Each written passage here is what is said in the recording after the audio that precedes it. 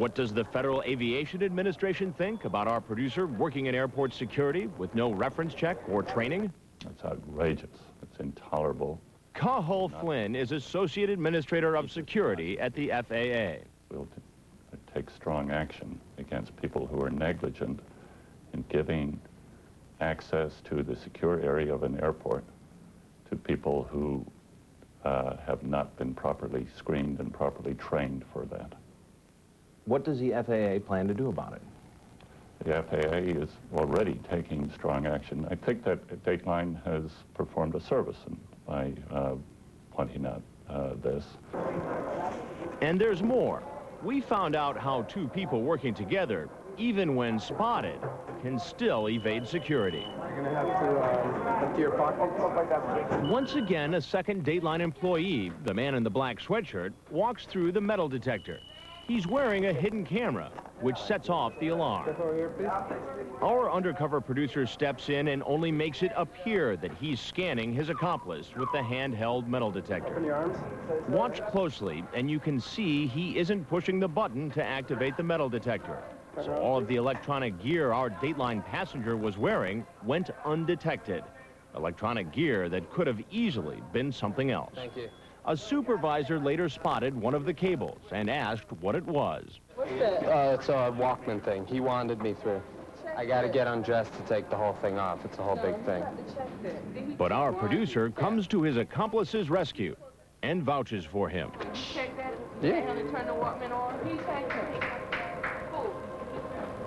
You have demonstrated that by infiltrating a person as a member of the security force, you were able to subvert the entire security system. The technology that was there, the metal detector, all of that, was useless, completely useless. While this may surprise you, it doesn't surprise criminals. There are dozens of documented cases where airport employees have smuggled drugs and guns using inside knowledge. But what if it was a bomb smuggled past security instead? Is there easy access to aircraft where it might be left behind? There are actual cases where terrorist bombs were planted in the cockpit of the aircraft.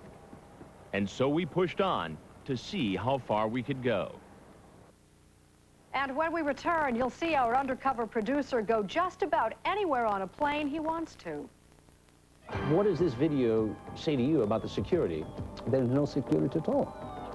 Dateline will continue after this message from your local station.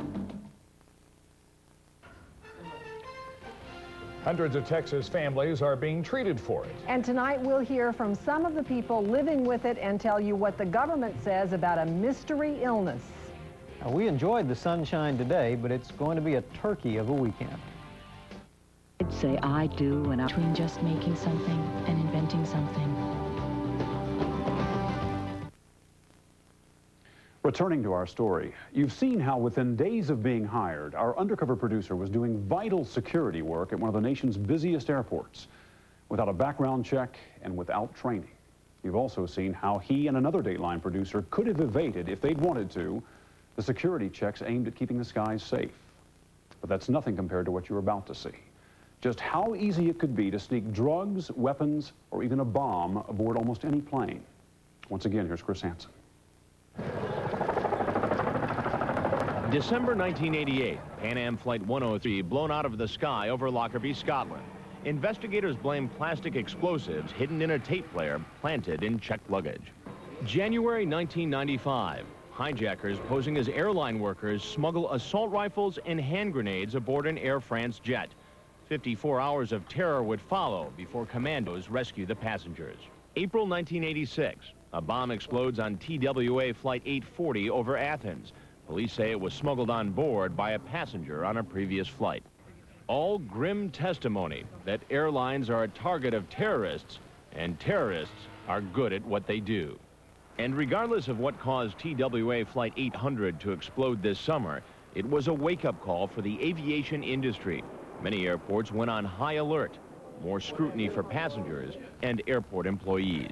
But 4 months later, what has really changed? At Hartsfield Airport in Atlanta, our Dateline producer was handling hundreds of pieces of luggage a day. He had unlimited access to bags heading directly to the aircraft. He disturbed nothing, but we wanted to see if anyone was watching as he unzipped pockets and stuck his hands inside. There was no visible surveillance, and no one stopped him. Even an Ogden Aviation supervisor admitted baggage handlers have the access and the opportunity to be a threat. Nothing's going to stop you from having that bag go through the x-ray. Now we know it's clean. Pull it to the side, put a bomb in it. Nothing's going to prevent that. Nothing. Remember, our producer got this job with no background checks. And with that job came this ID card. How critical is this simple picture ID when it comes to airport safety?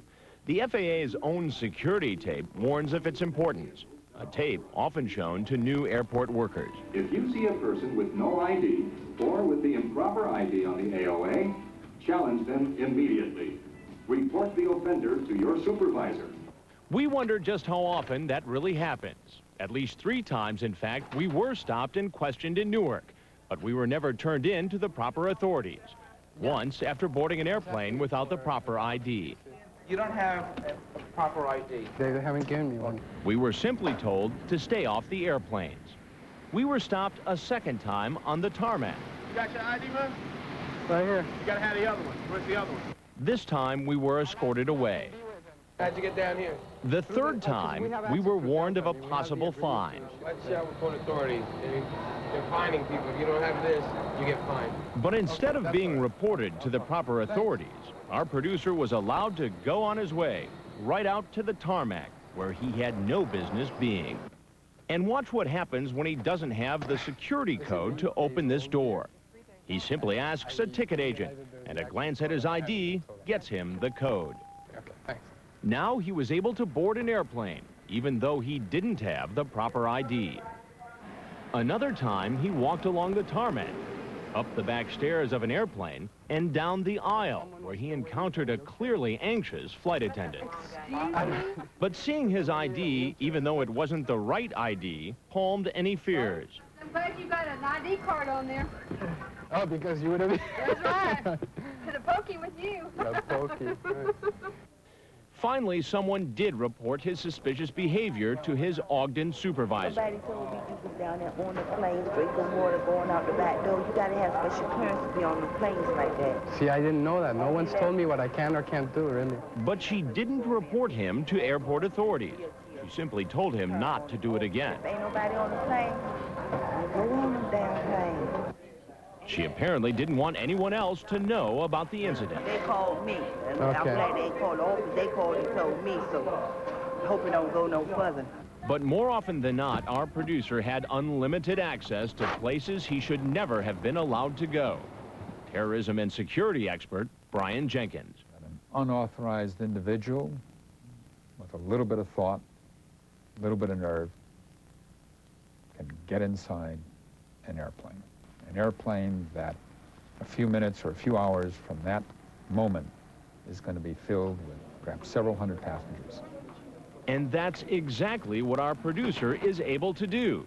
We're not going to show you every detail, but watch how he wanders freely throughout Newark Airport for 10 days. As an insider, he now has access to several airplanes.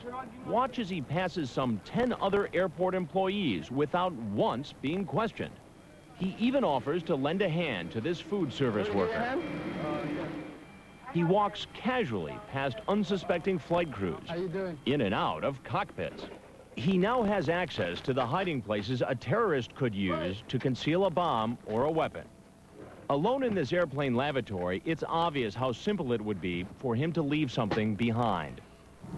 He opens overhead compartments and kitchen drawers where he might also plant some sort of device.